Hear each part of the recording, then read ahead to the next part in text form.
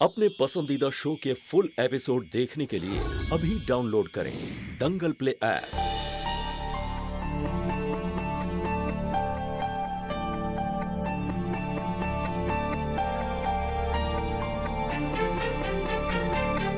आप नहीं पी रहे? नहीं, मैं रात में चाय अवॉइड करता हूँ। क्या करते? अवॉइड मतलब मैं रात में चाय नहीं पीता। White white.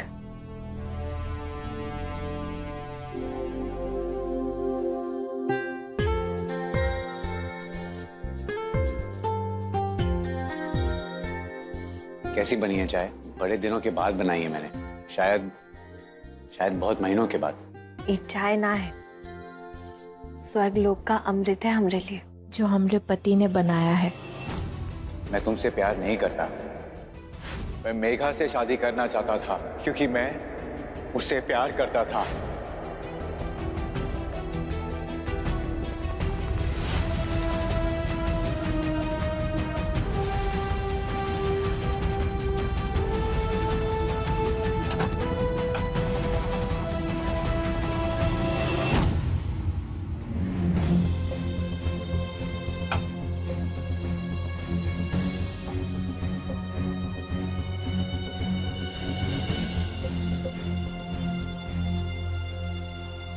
वैसे तुम कह रही थी ना, अंत भला तो सब भला। अब मुझे भी लग रहा है कि कुल मिलाकर आज का दिन अच्छा ही था। तुम बच गई, माँ की जान भी बच गई। तुम्हारी हिम्मत के कारण घर में इतना बड़ा हादसा होने से भी बच गया। वाकई में तुम्हारे भोलेनाथ की बड़ी कृपा है हम सब पर।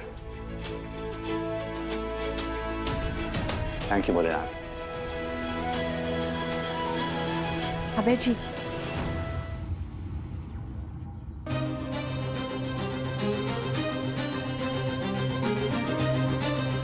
आपके लिए जिंदगी में सबसे जरूरी चीज क्या है?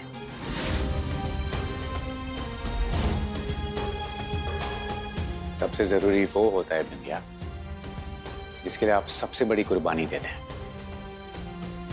और अपनी जिंदगी की सबसे बड़ी कुर्बानी मैंने अपने परिवार के लिए दी है।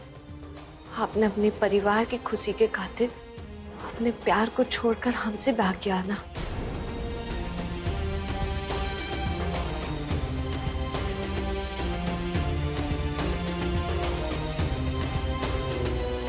परिवार सब कुछ होता है बिंदिया। परिवार होता है तो बड़ी से बड़ी मुसीबत से लड़ने की ताकत मिलती है। परिवार होता है तो बड़ी से बड़ी मुश्किल आसान लगती है, बड़ी से बड़ी तकलीफ छोटी लगती है।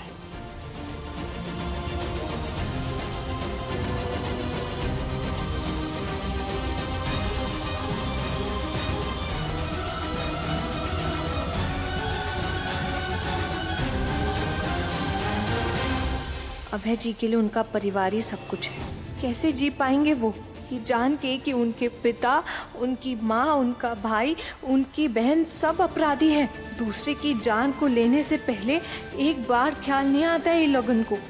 ऐसे लोगन के बीच देवता जैसे अभय जी है, जो इन लोगन को अपना सब कुछ समझते हैं।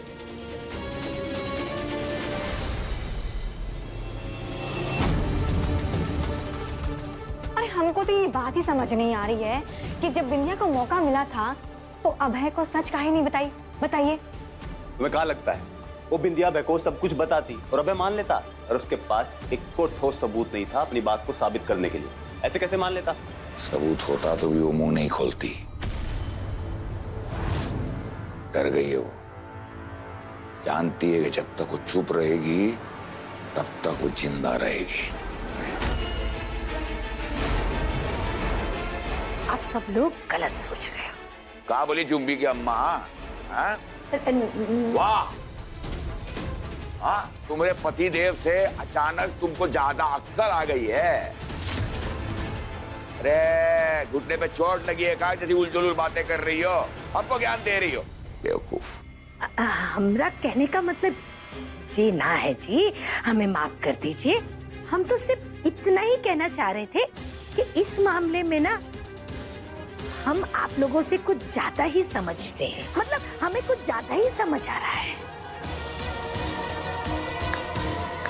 वाह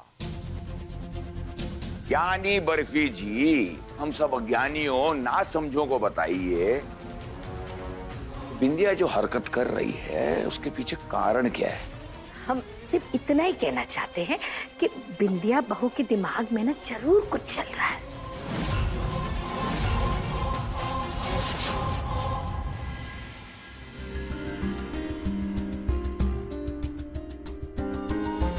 आज मैं बिस्तर के तुम्हारे हिस्से में सो रहा हूँ।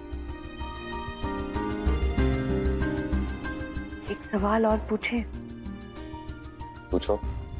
हम आपके लिए आपके परिवार का हिस्सा है या नहीं?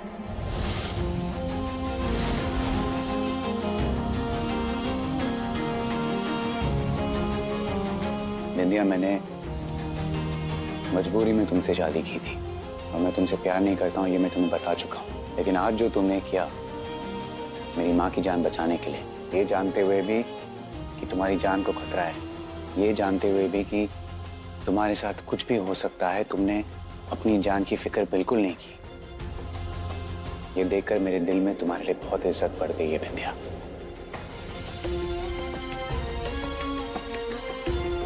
तुम मेरे लिए मेरी पत्नी ना ही सही, लेकिन इस घर की बहू जरूर हो।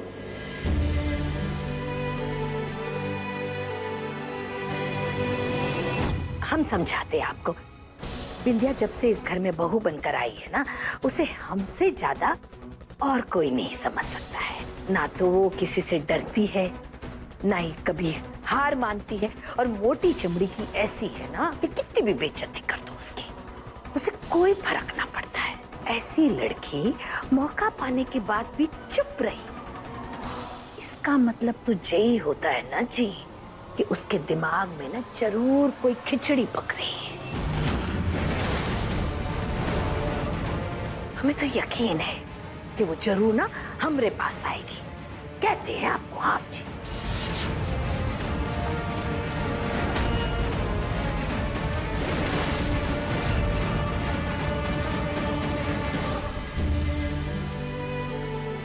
हाँ, हम इस घर की बहू है। आपकी माँ हमरे लिए भी हमारी माँ जैसी है। हमारा फर्ज है उनके लिए, ये घर के लिए। हम जानते हैं कि आप हमसे प्यार नहीं करते अभय जी, पर फिर भी हम अपने आप को ये परिवार का हिस्सा मानते हैं। भरोसा रखिए, हम इस घर पे कभी भी कोई भी आँच नहीं आने देंगे।